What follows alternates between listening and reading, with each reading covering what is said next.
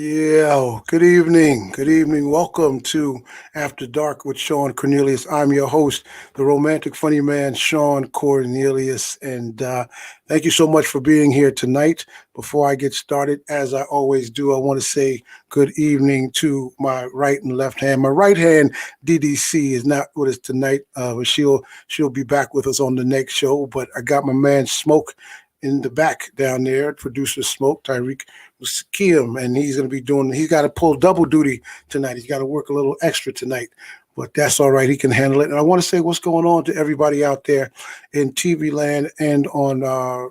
When if you're watching on social media, to let you know if you're watching, thank you so much for BronxNet TV for making this home for us here with you. Also, DH1 TV on Roku, Amazon Fire, and again, we'll be streaming as we do this show live on Facebook, my Facebook pages, and also my YouTube page, which is Shawn Cornelius Entertainer, my YouTube channel. So thank you guys for tuning in and supporting.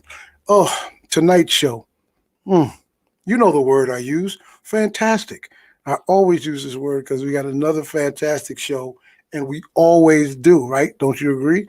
Tonight's show, I bring one of my favorite people because she's a Shaw Bear, and that's the first thing. Secondly, New Yorker. That's the second thing. Third thing, she's just a wonderful person, and she's making moves in this world by doing things. She's an entrepreneur. She's a brewer. Brew, not in the Milwaukee Brewers, not baseball. She's a beer.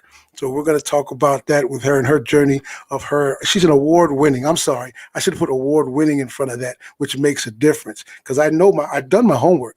I know what's going on. So don't worry about it, Celeste. I got you covered.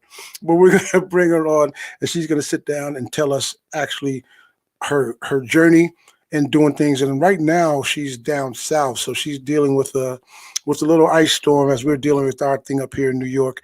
But she is there ready, and she came running in. Remember how Eddie came running into the Five Heartbeats when they were performing and got right to the mic right as it was his time to sing? That's what she did. So she slid in and she's sitting there ready. What's up, Lori? What's up, D? What's up, JP Justice and Christina? So let's get it going. It's about 3 minutes into the show, and you know what happens at that time. 3 minutes into the show, that means it's time for me to bring my special guest on. So she's waiting, smiling, cheesing, ready. Yo, welcome. Give a big, warm After Dark with Shawn Cornelius. Welcome to my friend, my classmate, Celeste Beatty. What's going on? Hey, just brewing on, just brewing on.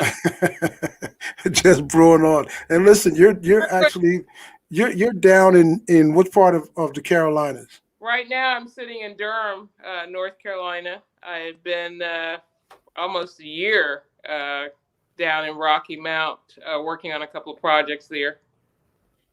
Okay, and what you want to say? What's up to Rocky Little, also a Shaw Bear who's watching. I think he's in Charlotte. He's in Charlotte down there in Charlotte, North All Carolina. right, Charlotte. Yeah. So listen, this is great. I mean, you're warm on the inside. I'm warm on the inside up here. We're gonna do this. We've done a couple of things together already. So this is not like it's our first time communicating outside of Shaw. Actually, too, as well. You went to Shaw. Let's start at the beginning and do the regular stuff, and then we'll move quickly into your accomplishments because I'm so proud of you for the things that you're doing with your entrepreneurship. So tell the people where you're from and your Shaw situation, and then we'll go. Well, I'm originally from here in North Carolina. I grew up in Winston-Salem. I was born in Greensboro, grew up in Winston-Salem. Spent time in Wilmington, where my father's family is from. And I attended Shaw University. I had an amazing journey there. Big part of my inspiration for being an entrepreneur came from my days at Shaw, just being on those grounds, standing in the footprints of so many great people that graduated from Shaw was just a lot of inspiration for me.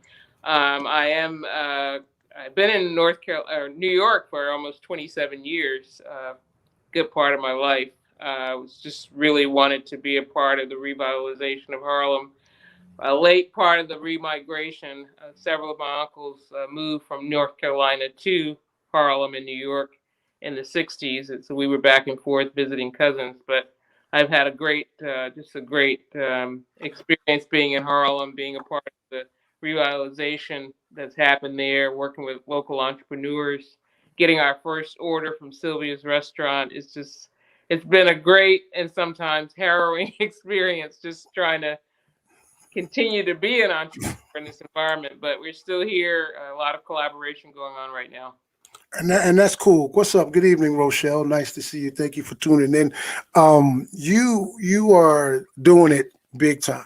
Let me start at the beginning of this. What made you decide?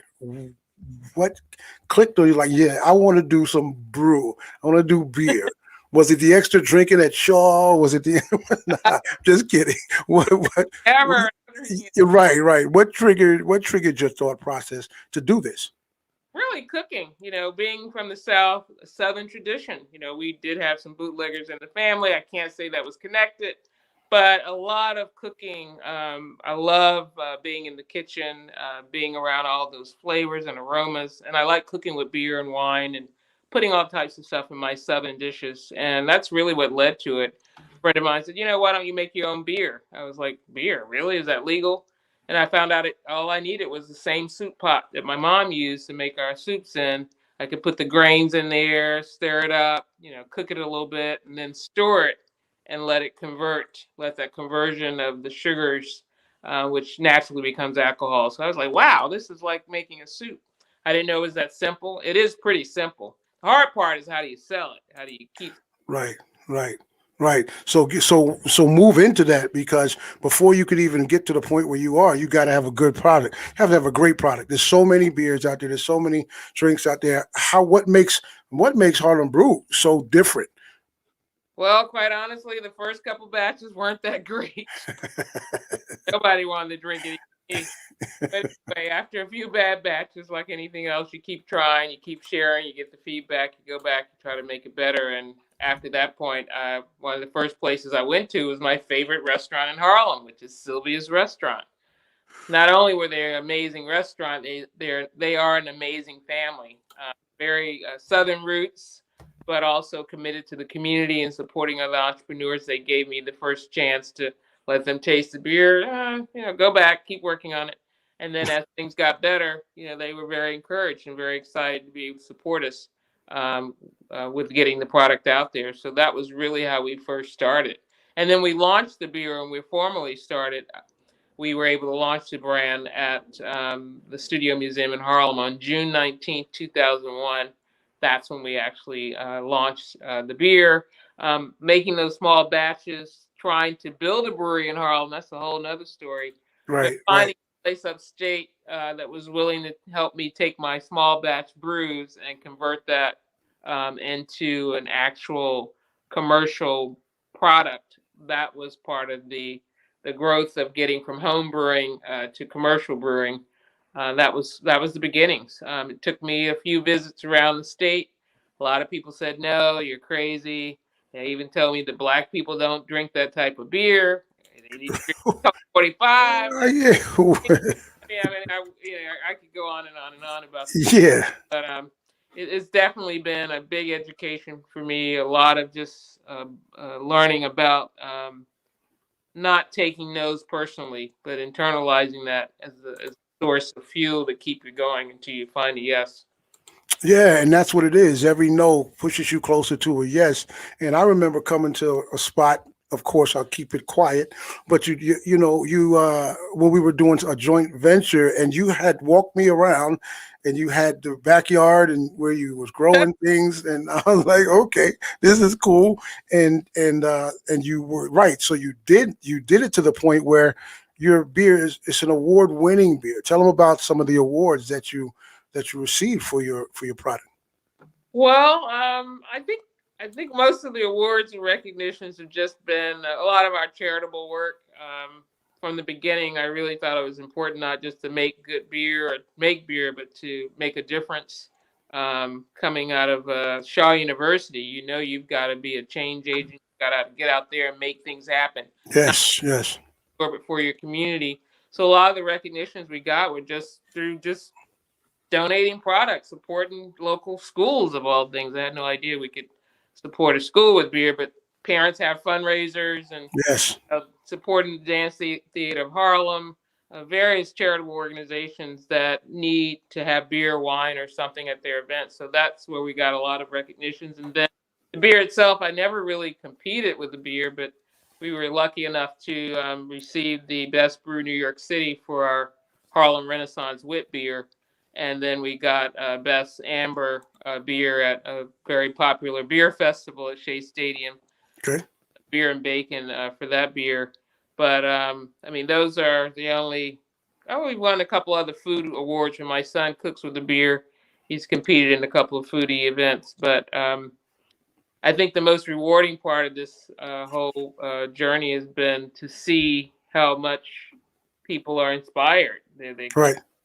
sense of pride that they have, and I'm like, I'm just trying to survive.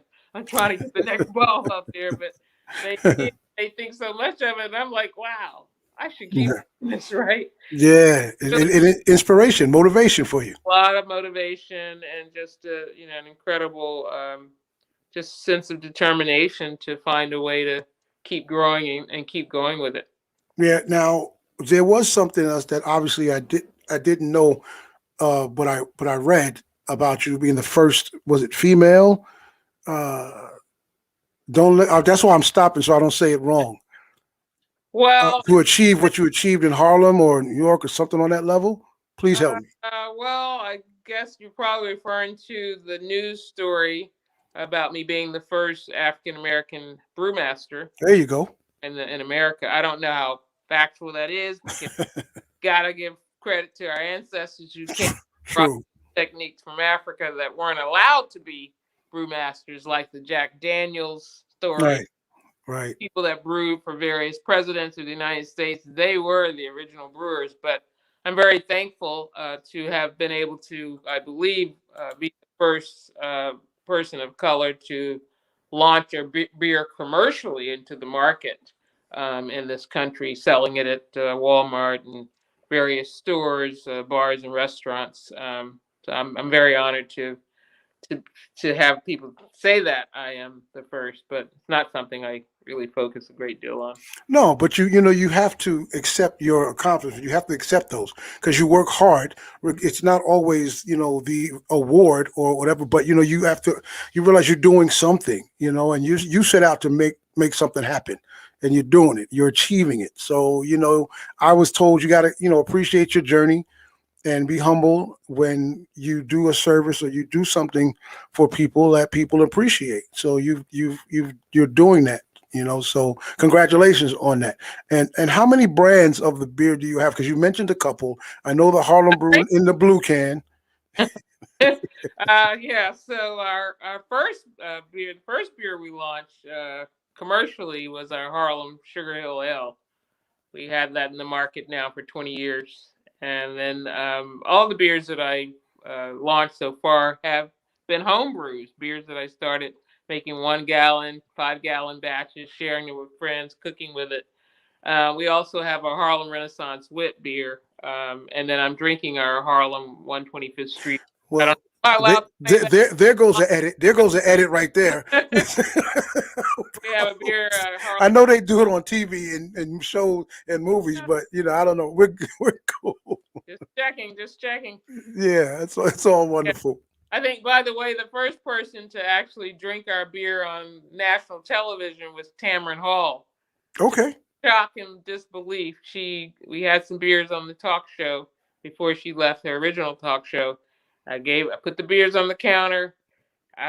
She drinks beer because very few people have a beer opener on their keychain. She went out. Next thing I know, the bottle was open, and she actually poured it up on TV. I was like, "Oh my god!" I think you can show it, but as long as you don't drink it, or this show will be okay. You can. No, don't drink it. Oh, sorry about that. Well, because I want to see the product because it's your product. You know what I mean? You own it, so that's cool. Yeah. Yeah. Okay. Cool. And 125th Street in the neighborhood, and it was celebrating the 200th anniversary of 125th Street being the iconic epicenter of African American culture in our world, 125th Street. And I spent a lot of time on there, as I'm sure you did. So that's what it is. Yeah, and that's why I wanted you to show the can because I know what the design. Plus, I was very humbled and appreciative that you allowed me to put it's about support. Your beer was in our film. Yes. So when you watch appreciate that.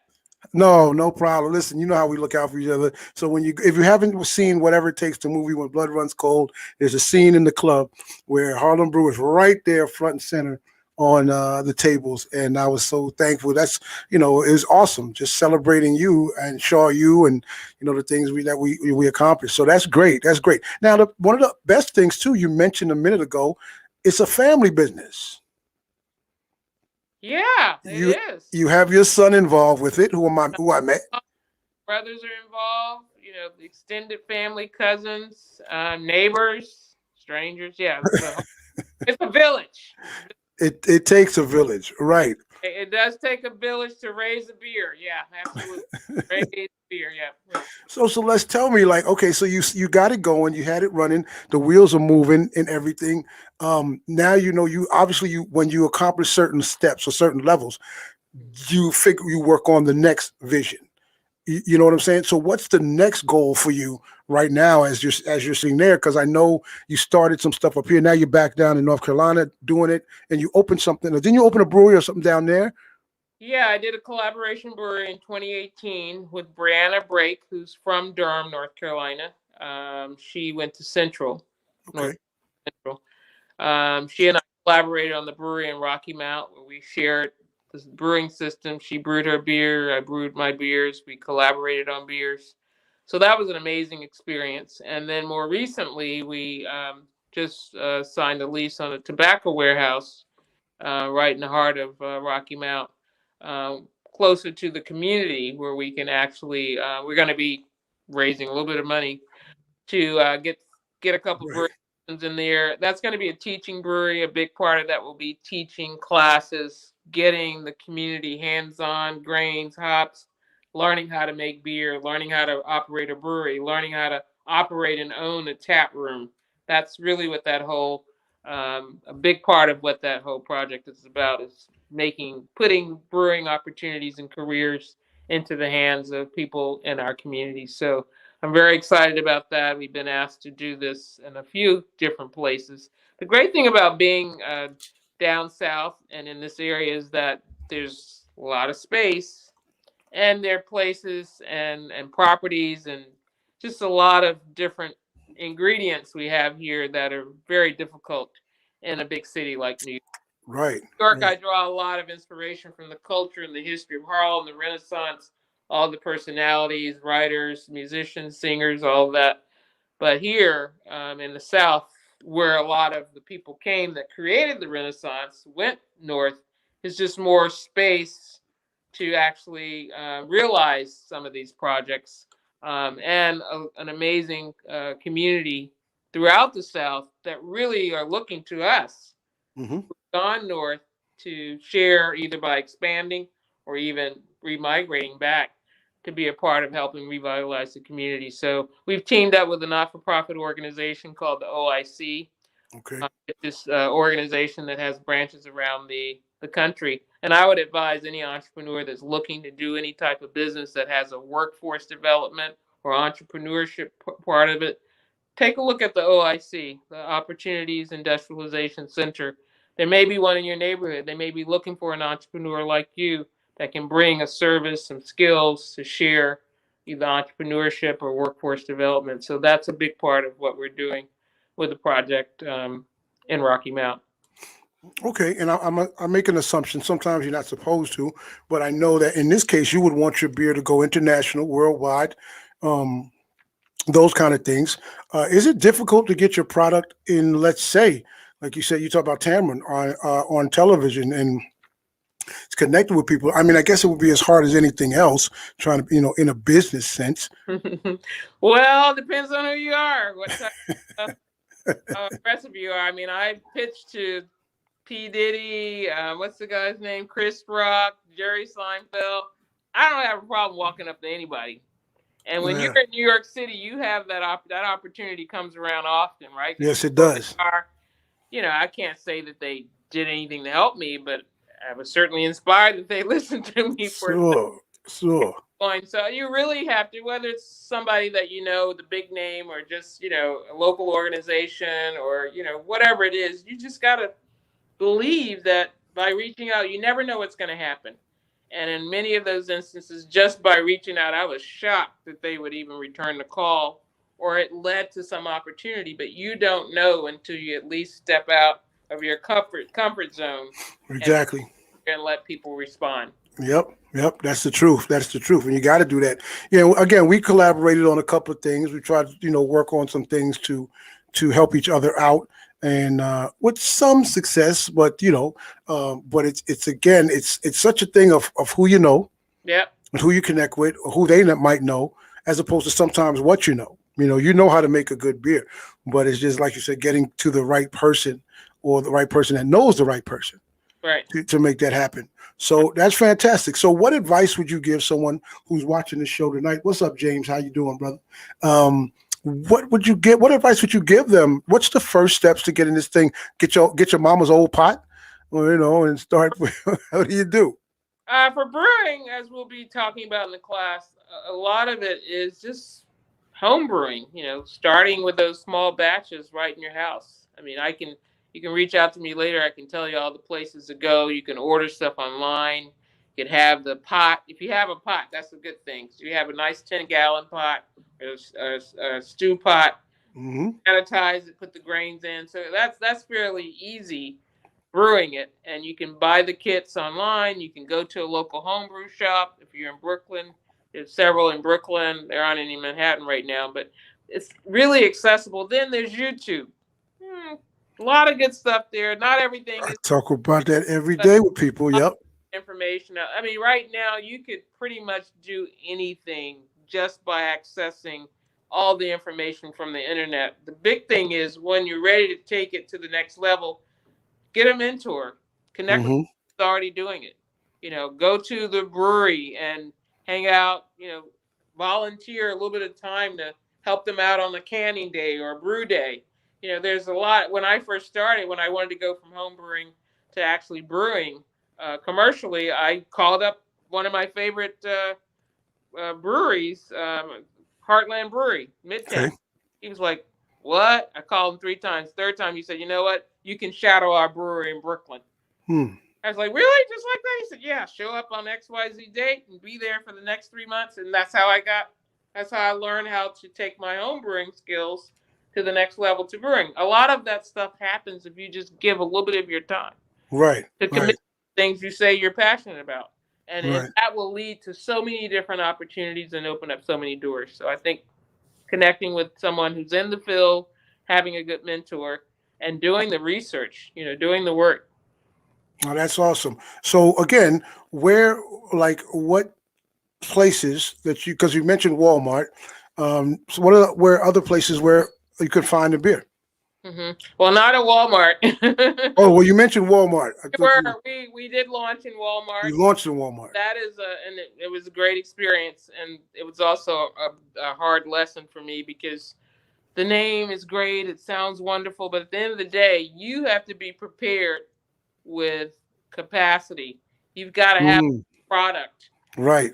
It was a great Right. opportunity for us. We were not prepared, and we did not have enough product.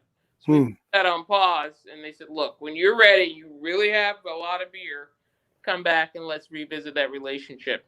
Right now, with everything happening with the pandemic, we've lost so much of ourselves because bars and restaurants have been pretty much shut down, That right? was my next question. So Yeah. we've had to go virtual and find ways to get beer direct to consumers. So what we're focused on right now is connecting with something called bev.com, BEVV.com. They are an online platform that allows brewers, winemakers, and spirit makers to put their product on their website, and sort of behind the scenes, you can drive traffic to the site and then ship the beer direct to the consumer in about 38 states. So that's what we're focused on right now, is making sure we have production going and flowing, and then connecting with that website to get direct to consumer outside of our market. As far as right now in North Carolina, we're working on setting up this brew pub. And Okay. Harlem, we hope to be getting cranking up there again soon. We only have 1 or 2 places in Harlem that have the beer because of everybody being shut down. So check us out on harlembrewing.com for updates and the current links on where you can get the beer in New York. North Carolina, and Virginia, and updates on what will be available when we get on that platform. Cool. That's what I was gonna go to that because I know the pandemic has knocked a lot of people off their bicycles, and I know with the bars and everything, that's something that could be tremendously ugh, for liquor people and beer people and that kind of thing. Not just let alone the restaurant. I mean the bars and restaurants. So hopefully, again, who knows what's going to be going on? Pray on it. But I wanted to ask you. Well, maybe we could talk about. We'll talk about this after the show because this is launching. This is new, Yeah, fairly new this year, and you're still doing your thing. And like I said, we've collabed before. Maybe After Dark with Shawn Cornelius and Harlem Brew can get together and make some magic, make something happen. absolutely. I love Connect. about that. Yeah, yeah. So okay, so at about I usually take a break at about 11 o'clock, about halfway into the show. Let me ask you if now again because of what's happening with the brew thing, what else? What else does Celeste do? Like obviously you didn't go to Shaw for this. No, Sure for this. So, do you have a fallback? Can you intertwine your Shaw education with with your with Harlem Brew? well, my focus was on international relations, and I was very interested in being a peacekeeper. Okay, you can with beer. What made no beer kind of insights, kind Exactly. of insights. Yeah, we were going to try to get people to the table. Now we get them to the bar. Yeah, So, other than that, I'm really, really passionate about looking at as we see more and more people remigrating back south or expanding and keeping kind of both relationships going. I've been really focused on how can we use the platform of brewing to create economic opportunity in the places that we are. So in Rocky Mount, as I mentioned, it's about creating the brewing education program, teaching brewing operations, preparing people in our community to own a brewery, to own a tap room, or use the land that they have to grow the hops, to grow the grains and the things that we buy. We buy thousands of pounds of grain every year. We should be buying some of those grains from some of the black farmers hmm that are out here. So really, just having the conversation and making people aware of the enormous opportunities. It's not just about having a beer; it's about growing the grains and all the other ingredients that go into beer. It's about doing the design and all the packaging stuff that has to happen. It's about operating that bar where we need to be able to sell our beers. It's a few different layers of opportunities throughout this industry that we've missed. So I want to do everything that I can to make our community aware. Also, when you look at many of our communities, we don't have places to gather. right, It's very few. If we don't have those places to gather, how are we going to have the conversations that lead to collaboration? right. We can look around us, and there's about 8,000 white-owned breweries in our country, and there's less than 100 that are black-owned, and many of our brewers don't have actual breweries. We are brewers. We have brands. We Yes, have places. So really having that conversation and talking about the roots of brewing from Africa to America, that history, and the current opportunities and possibilities in the craft brewing industry, that's what I'm very passionate about right now. Making sure that we get that information out there and make people aware that there are some real lots of different career opportunities in this industry. cool. Final question of this half: do you have non-alcoholic beer? I do not yet, but Gotta get it for the non. I will be working on. Well, I have the recipe, but we haven't actually put anything in a package yet. But it has been requested many times. Sure. I have every intention, especially with the operation that we're setting up, to make sure that we do have not only non-alcoholic beers, but I make. Anybody know about SodaStream? Probably seen Snoop Dogg advertising it. Anyway, I have a SodaStream system. I can make small seltzers and stuff, but we will be making non-alcoholic beverages, period, that aren't Okay. just non-alcoholic beers, but craft sodas as well. Teaching people how to do that. Yep. Cool. Well, listen, I appreciate that, all that information.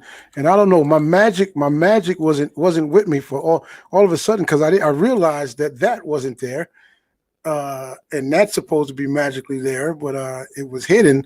But it's too late. That's the end of the first half, but that's okay. But technology. Listen, great first half. Going to take a short break. Give you a minute to breathe. Come back, and are you going to enter the love zone? Are you familiar with the love zone on this show? No, I'm not. That makes The it all love of the beer? huh. The love of beer? Well, What's up? no, the beer stays by. Well, some of the questions beer could be involved with, but not the majority. The majority is all. But we're gonna bring you back and put you in and see what's going down on the other side. So just take a break, take a breath. About a minute and a half, 2 minutes. We'll be back with more Harlem Brew CBO Celeste Beatty on After Dark. you look kind of nervous. It's off screen. How's that? Celeste Beatty. We'll be right back.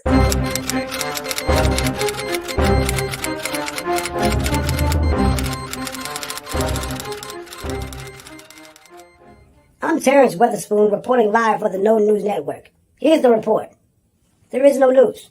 Everybody on Facebook has it. That's the report. I'm Terrence Weatherspoon live for the No News Network. See you next time. Maybe.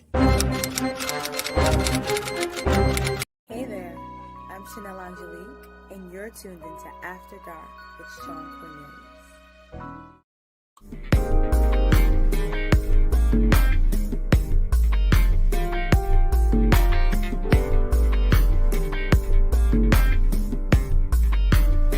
Spell love for me, baby. LUV. That is not how you spell love. That's how I spell it. Just because you spell it differently, don't mean it means anything different.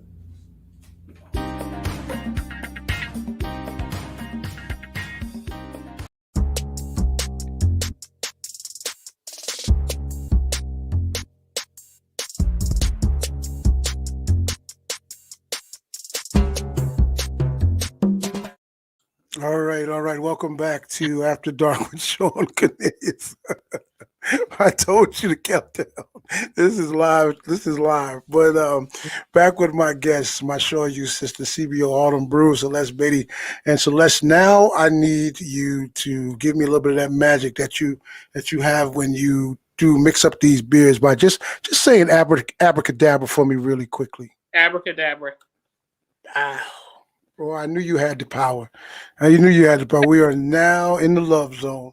You are on the romantic funny man's love seat. This is going to be easy for you. This is not, I set it up like it was going to be something crazy, but we're going to have fun with this, I'm sure. All right. I'm just going to ask you for questions, your opinions, and then we'll move forward. All right. All right. Here we go. First one. What's your definition of love?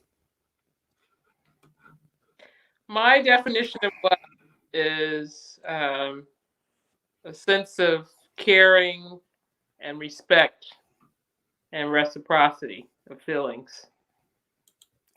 You had to throw the big word in there, didn't you? You just had to throw the big word. Now we got to look that up. Just kidding. Why is love important to you? Love is important to me because I think love really gives the nourishment you need to just wake up every day. It gives you the inspiration you need. Love, it's a beautiful thing. I like how you close that off like it's a poem. Love. It's a beautiful. Yes, that's perfect. That's good. All right, give me romance. What's your definition of romance? My definition of romance is, what is it? I don't know. Romance. Wow, it's a balance of adoring one another and Okay. considering one another, doing thoughtful things that the other person likes and appreciates. Cool. And second part, why is that important to you in your life? Romance. Yes.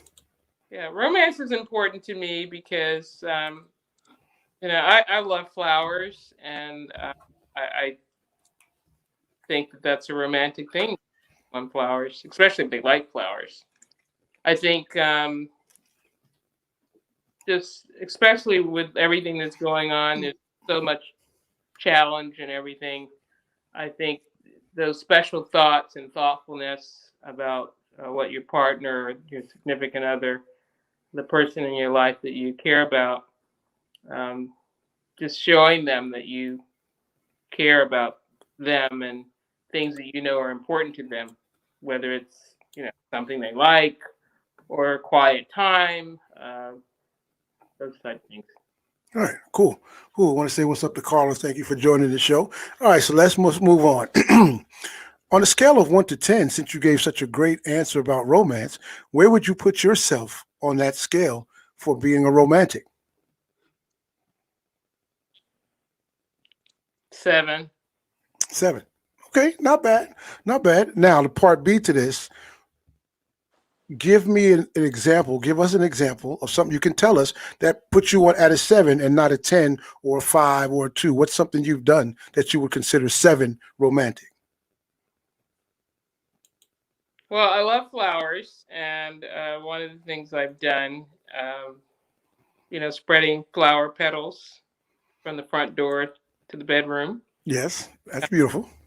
And I think the thing that kind of creates a problem in me expressing my sense of romance, to be romantic, you have to have participation from the other partner.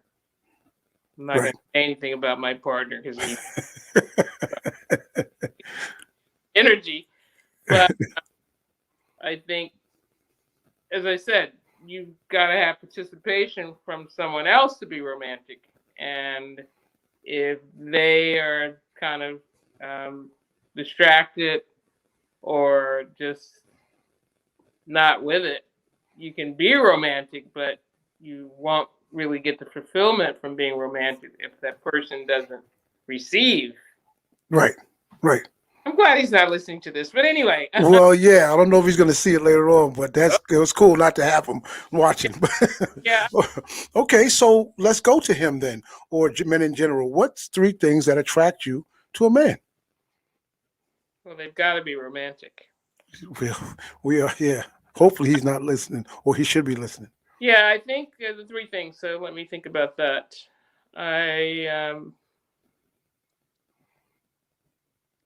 I think a man that remembers without you're having to remind them of the things that you like, little things, thoughtful things. I like that. Okay. Taking the initiative without your reminding them of things. They've known you enough to know what you like. That's important.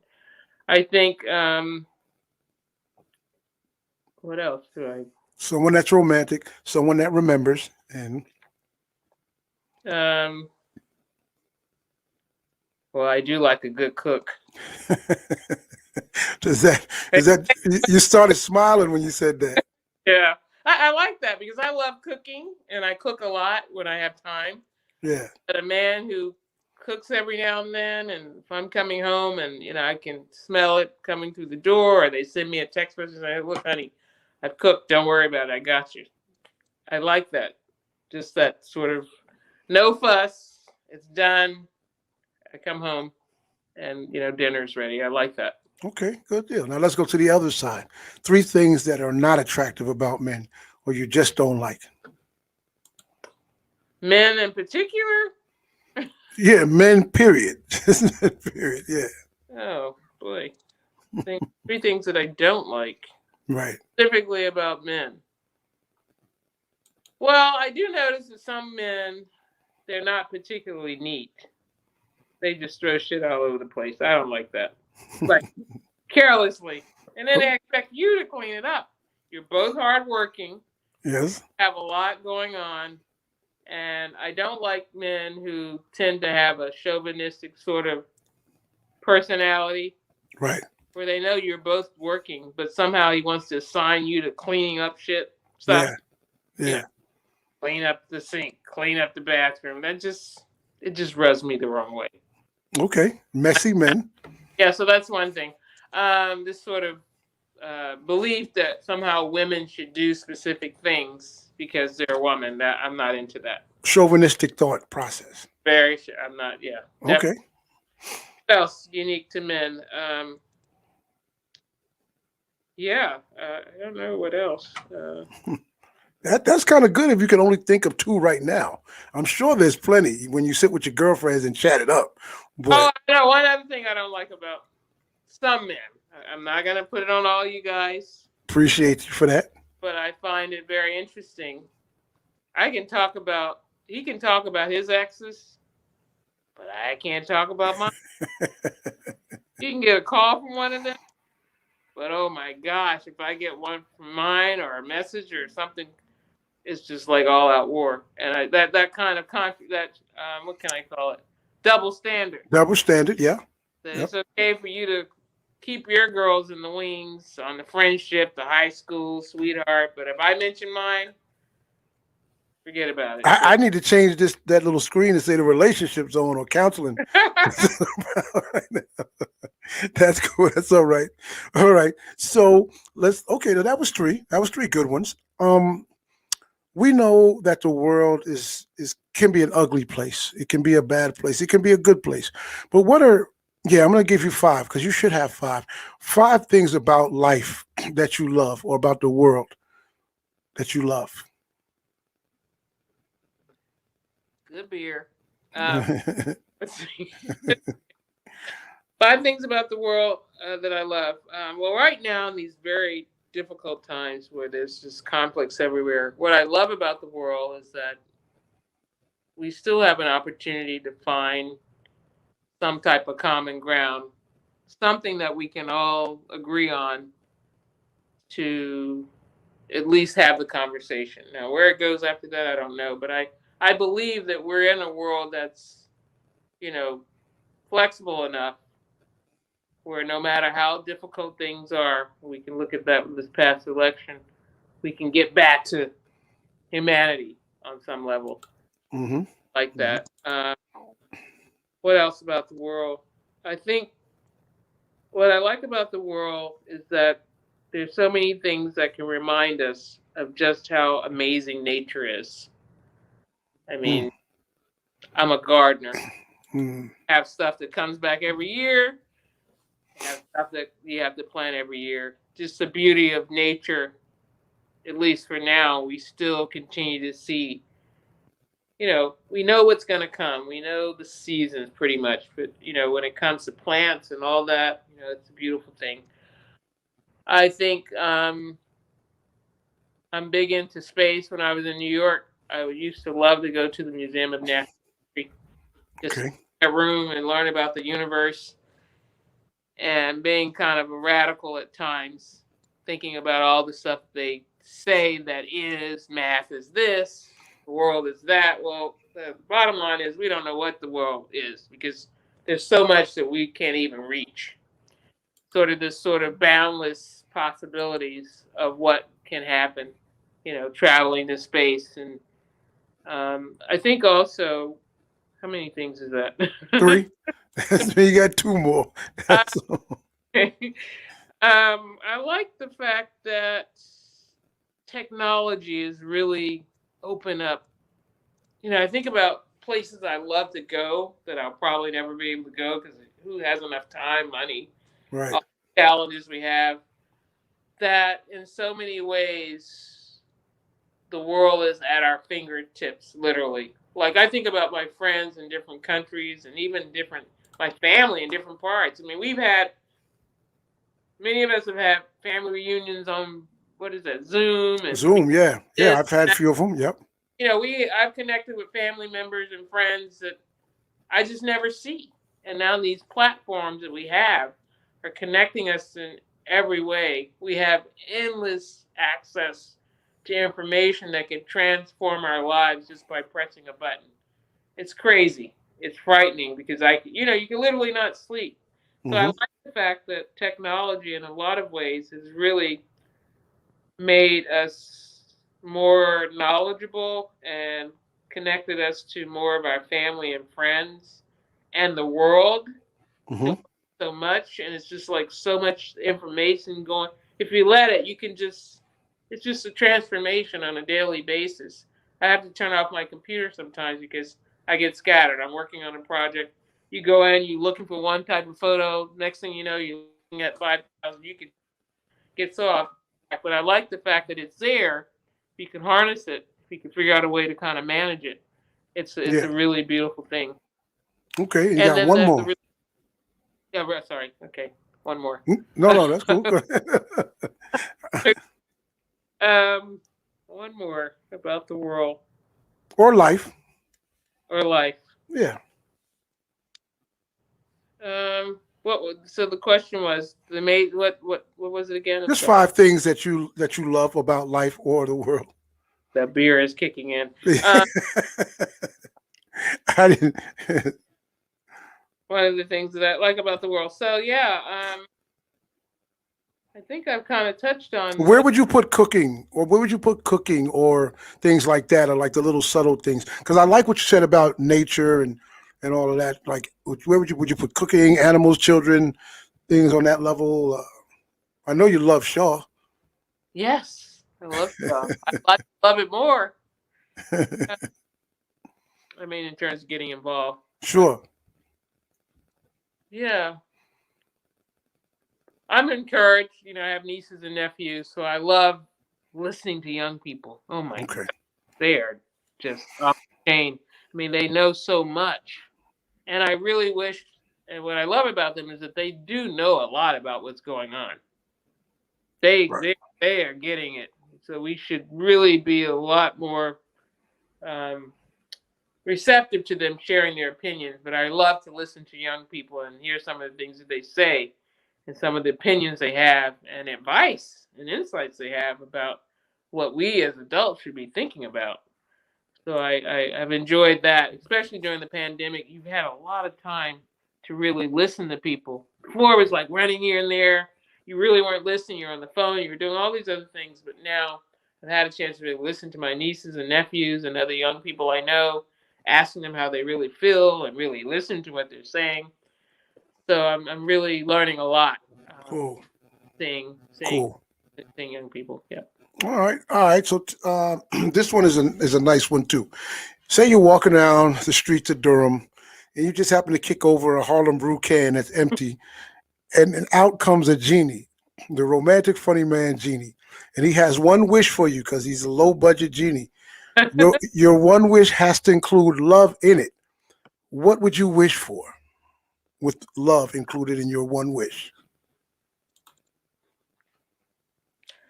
My wish would be that this genie would cast a permanent spell on the world and everyone to bring us together to see what we have in common versus what we don't have in common. So kind of like a universal love thing for the world. That's beautiful. That's wonderful. That's a cool thing there. Okay. This is a good one. And this should be pretty cool because I know you probably have so much depth with people. If you could have dinner with anybody, past, present, future, who would you like to sit down with and just have dinner with? Wow. One person? One person. Well, listen, this is your interview. I'll give you 2 since you're Shaw Bear. I give you 2. Everybody else get 1. So you can have 2 at the table. Wow. That's a deep question. Person. Well, I've said that I wanted to have a beer with the former President Obama because I know he likes beer. But that was just about a beer. I don't really know. I mean, I think he's interesting thing. You just hang out with him because he likes beer. Probably try to pitch that Harlem Brew to him. I feel you. Yeah. Okay, the next person. Okay, so I think this person isn't alive. Is that okay? That is totally fine. Yeah, so if I could turn back time and have dinner with someone, I've always been fascinated with Benjamin Banneker. Okay. Why would someone in his position do all of the stuff that he did, knowing that he probably would and was during those times not really appreciated. And we had so many limitations on our freedoms during that time. But it's just fascinating to see how he laid out the Capitol and all the stuff he did and the thought he gave to that. I just was really curious to really understand, what was in his mind, other than his brilliance, that would lead him to put the thought and effort into that type of planning, which unfortunately a lot of people don't even know that he had anything to do with it. Who else did I like to have? You said dinner or beer with? What was it? Well, now since we're gonna stay on this one, a romantic dinner, and we'll close this one out with. So you had one, a regular dinner, then you had one to go back in who's not here, and romantic dinner. Anybody that you'd love to have a romantic dinner with? Oh, well, that puts me on the spot since I have. Well, you asked. I was gonna close it off there, but you asked. So. Years. Jamel. We don't get to have romantic dinner, so I'd love to have a romantic dinner with the love of my life. Okay, that's cool. That makes it work with no problem. All right, you got that one. All right, we're gonna get into what I like to call, because now I'm going to expand on this game. I got powers too. Watch, I just blinked, and boom, there it is. There it is. Favorites. This, because I usually do this. Like we got enough time, but since you do so many things, I want to ask you some questions connected and created for you specifically on this. All right. So favorites is like speed dating. I'm going to throw a topic out there or category. You give me your favorite and we move. All right. Yep. All right. Here we go. Favorite food. I have a lot of favorite foods. Pasta. All right, pasta. Favorite all-time song. Oh my gosh. Oh, you're kidding me. Favorite all-time song. Keep Your Head to the Sky. Okay. Earth, Wind, and Fire. Well, that's a good choice. Favorite movie all time. Favorite movie. The Wizard of Oz. Okay. Why are you looking around? Like, that's cool. That's a good one. Favorite book you've ever read. Oh boy. Favorite book. I would say The Invisible Man. Good one. Okay, good one. Let's see. Favorite state. You've been to a couple of them, a few of them. You might say North Carolina, you might say New York, but your favorite state. Favorite state. North Carolina. Very, very smart, wise. You might have family watching. Okay. Favorite vacation spot. Favorite vacation spot was, can't be that place. Ooh. Terrible things have happened on vacations. I would say Costa Rica. Costa Rica. Okay. Let's mix them up. I know what you're gonna say, so which is kind of cool. I'm gonna say favorite beverage. Beer. Right. Any particular? Okay, good deal. Favorite TV show all time. Oh wow. I don't really watch a lot of TV, but CNN. CNN channel. The news. The news. Okay, you don't never get enough of the news. Well, oh yeah. Favorite TV show. I watch a lot of cooking shows, but I don't really have a favorite. I skip around a lot. All right, let's flip it around a little bit. Favorite cartoon as a child. Fat Albert. Right. Oh, the Jacksons. That was But really you like the variety. You know what? I was just watching that on YouTube 3 nights ago. I swear. yeah. Monday night. Yeah, it was late. And I just was watching a little few of those episodes. All right, cool. Well, since you said the Jacksons are the favorite group, you got your favorite song. Who's your favorite group of all time? Because you mentioned Earth, Wind, and Fire as your favorite song, but you mentioned the Jackson Show. So do you have a favorite group? Definitely the Jacksons. Jacksons. All All of right. them. Okay. All right. That works. Let me see. Let me give you one more good one before the last one. Nice. You've been in New York. Favorite spot in New York to go hang? To go hang, Yes, to go hang. not to go eat. Not to go eat. Well, we already know pasta, not to go eat. I mean, if that's your favorite spot to hang where you go eat, that's cool too. Yeah, all those spots are gone. I like hanging at the bar at Sylvia's, eating. Sylvia's. Yeah. Okay. All right. Good deal. So here's the last one of favorites. Favorite time of the day in a 24-hour period for lovemaking? Oh, Yeah. love making Lovemaking. morning. Morning time. That works. All right. That was it. That was it. That wasn't hard. That was it. That wasn't that difficult, right? That was where we are. So, you with that question, you're officially out of the love zone. But I'm going to ask you to do me one favor and take 30 seconds to a minute and leave a very positive message for my people that are watching the show. And it doesn't have to be about beer, but about a minute of positivity that you can leave with them. A minute of positivity. Yes. Better move, huh? Oh yeah. So my reflections these days have been on a lot on community, how we as individuals can make a difference in our communities.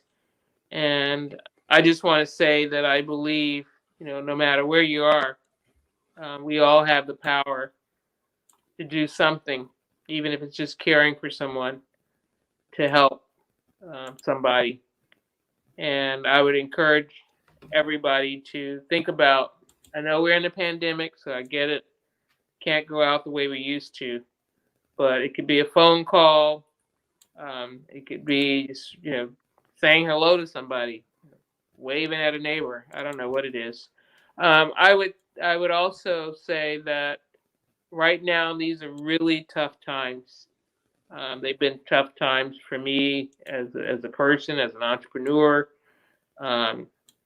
and I'm sure many of you are facing some really serious challenges. We have a lot, oftentimes, at our fingertips. If you have access to a computer, if you can get to a computer, if you have your phone that's connected to the internet, a place you can go to access it, don't hesitate to look at that as a resource to expand your perspective on things. Don't be afraid to ask for help if you need it. That was very hard for me to ask for help, but I'm always pleasantly surprised at how many of the people I do ask for help or advice are willing to actually reach back and give it to me. So I would just say, don't be discouraged. Stay the course. If you have an idea, if you're an entrepreneur, don't give up on it. Just keep working it, keep pushing it. Reach out, ask for help. Man, thank you so much, Celeste. Appreciate you so much. And I need that abracadabra one last time from you. Abracadabra. We are now out of the love zone. I love you so much. Thank you for doing this. Appreciate you. Good luck. Continued blessings to you. And thank everyone. Yeah, you're so welcome. So Stay before safe. before we close out the show tonight, by the time this show airs, people would have known already. Want to go out, send prayers and condolences out to Prince Marky D of the Fat Boys family. He passed away earlier tonight, and I just wanted to say that. Yes, and send it out to his family. As I always say in parting, please go with God in your heart. Have a peace of mind. Have a wonderful, wonderful tomorrow. And please take care of yourselves. Continue to wear your mask, social distance, sanitize, and just do the best you can to take care of you and everybody else around you.